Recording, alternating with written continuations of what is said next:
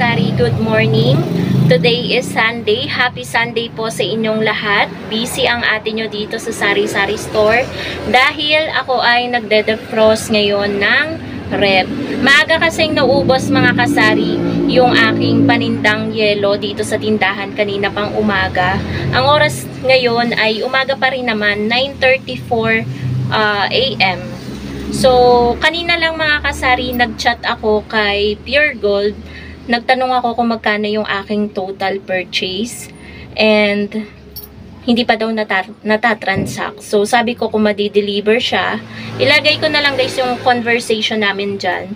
Kung madi-deliver siya ngayon, sabi niya baka daw tomorrow na. So, sabi ko, bakit po? Parang nag-reply ako ng ganun. Tapos sabi niya, hinahabol daw nila. So, buti na lang guys ay napapakiusapan sila. Maganda rin kasi yung nagtatanong and nagre-reklamo para maayos yung sitwasyon, 'di ba? So, ngayon guys, i-share ko sa inyo. Syempre, bukod yung vlog natin about grocery haul sa delivery ni Pure Gold, share ko sa inyo kung paano ako nagde-defrost ng aking rep dito sa tindahan. Yung rep ko po ay Condura ang tatak niya. Halos patapos na ako guys mag-defrost. Kanina pa ako nag-start. Siguro mga alas 7 pa ng umaga.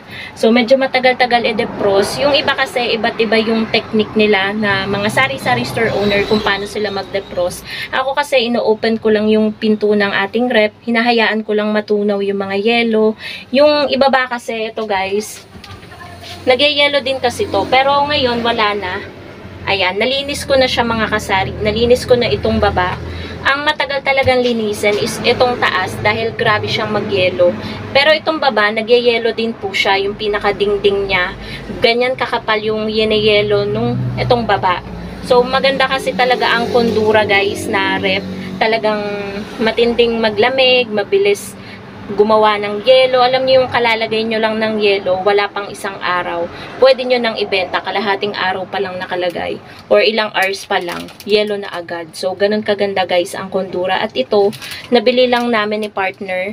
Malapit lang dito lang din around Cavite. Second hand to, nabili namin ng 13K.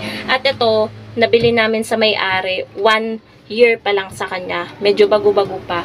Kaya, simula nung binili namin siya, ano na to, siguro mga 4 na taon na tong rep na to. Nung nabili namin siya, hanggang ngayon, wala pa ring depekto sa kanya. And thankful naman kami, dahil napakamahal ng rep kung masisira ang ating rep, diba? Maigi na lang kung may ipon, diba mga kasari?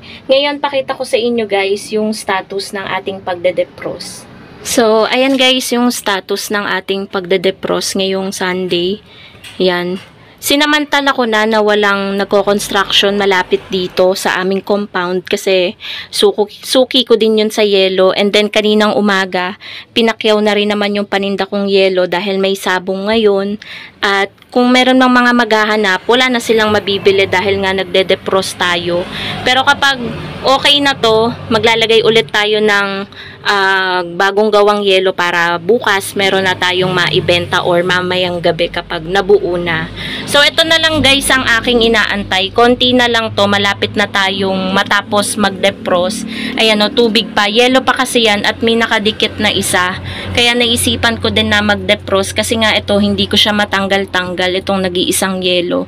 Nabuta siguro siya tapos bumukol ng ganyan. Kaya ang hirap ng tanggalin.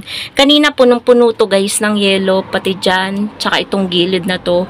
Pero natanggal na rin natin. Habang tinutunaw natin yung yelo dyan, syempre kumikilos tayo, nalinis na natin itong baba. Natanggal na rin natin. Ayan o, makikita nyo guys. Malinis na. Ayan, nabitawan ko. Yung mga parts nito, nandun sa ibabaw ng ating, ayun, sa ibabaw ng ating washing machine. Ayan. Na ko na rin, nasabon ko na rin at nabanlawan ko na rin. Tinutuyo ko na lang para ikakabit ko na ngayon guys dito. Tapos ito kanina, ayan, malinis na rin yan, 'di ba mga kasari? Sobrang linis na niyan. Meron ditong nagyayelo guys. Simula dito hanggang dito sa baba, meron siyang ganyang kakapal na yelo. Biglang bumagsak. Akala ko nga nasira itong baba or nayupe kasi nga may buhok ko. Buhok ko 'yan. Yan. Akala ko nabutas kasi nagulat ako, naglilinis ako dito kanina gamit itong planggana. tsaka sponge ko. Biglang bumagsak yung yelo dyan. Magpapatulong nga sana ako dun sa stepfather ko. Kaso inayos niya yung manok niya dito sa pulo. Pagbalik niya, yun, nalaglag nga ito. So, ako na lang yung nagtanggal. Ayan guys, yung status ng ating ref. Tapos yung mga laman nito, ayan, nilagay ko dito yung mga mismo sa balde, tsaka yung mga tsaki nandyan sa ilalim.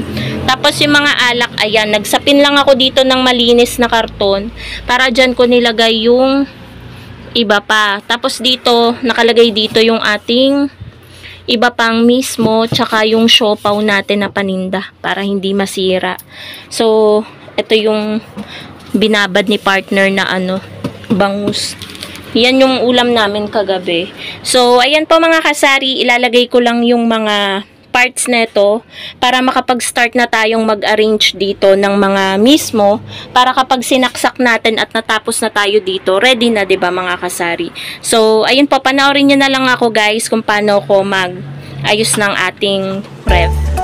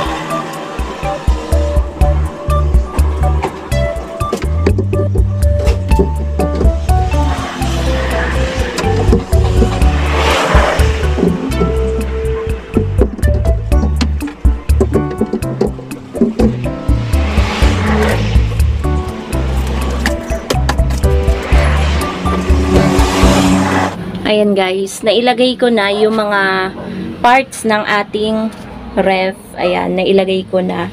Ito yung mga wala kanina. Ayan, nalagay na natin. And then, itong mga grills, nalagay na rin natin siya. So, pansin nyo, naglagay ako dito ng karton dahil guys, para tumayo yung mga mismo na ilalagay natin dito. Pero sukatin muna natin para mamaya hindi na tayo mag-adjust. Itong pinakamataas na mismo. Para kapag nagsalansan tayo, hindi na natin kailangan magtanggal ulit. So, sagad siya doon. Ibig sabihin, kailangan pa nating ibaba ng isa pang layer. Kasi kapag kumuha, 'di ba? Ang ginagawa ko kasi dyan, mga kasari, kapag merong bumibili, sa likod ako kumukuha kasi alam ko na mas malamig yung mga nasa likod. And then, tsaka ko binabackward. Tapos, naglalagay ulit ako ng panibago sa ibabaw. Alam din niya ng mga nagbebenta dito kapag, kunwari, umalis ako saglit, binibilin ko sa kanila na kapag may bumili ng mga mismo, sa likod sila kukuha. So, magsalansan na tayo mga kasari ng mga mismo dito. Balik na natin yung mga nakalagay dito kanina.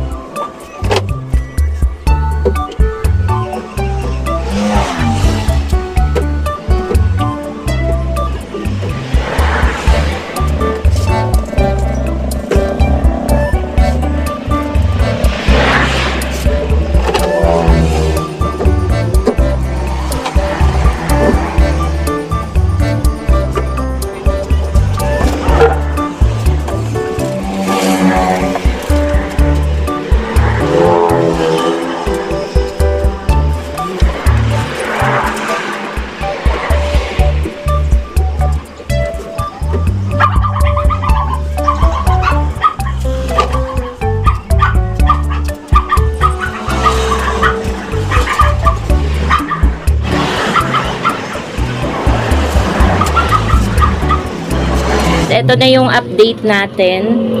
Update ko sa pagsasalansan natin ng mga laman ng ating rep. Ayan. Halos tapos na ako guys magsalansan. And then syempre yung mga inilagay ko dito, minake sure ko na malinis din, walang alikabok para hindi agad madumihan yung rep natin at hindi naman masayang yung paglilinis at effort, pagod natin dito. So, inilagay ko na yung mga laman niya kanina. Pansin nyo guys ko konti dahil wala pa naman yung delivery natin from Pure Gold. So, nagsalansan na tayo ng mga mismo dyan, yung kasalo. Konti lang yung nilagay ko guys dahil Coke kasalo lang naman yung available. Matagal, 2 weeks na tayong walang Sprite kasalo at Royal kasalo, walang delivery. Tapos, kapag naglalagay kami dito guys ng Tupperware, minimake sure namin na walang tagas-tagas, walang tumutulo para hindi maglansa yung ating ref. Hindi kasi namin yan pinipreaser guys kasi pangit kapag yung isda inilagay sa freezer. Tapos, yung pansin nyo yung 1.5 natin, ni isa na lang, ubos na rin, sa Miyerkules pa ang dating.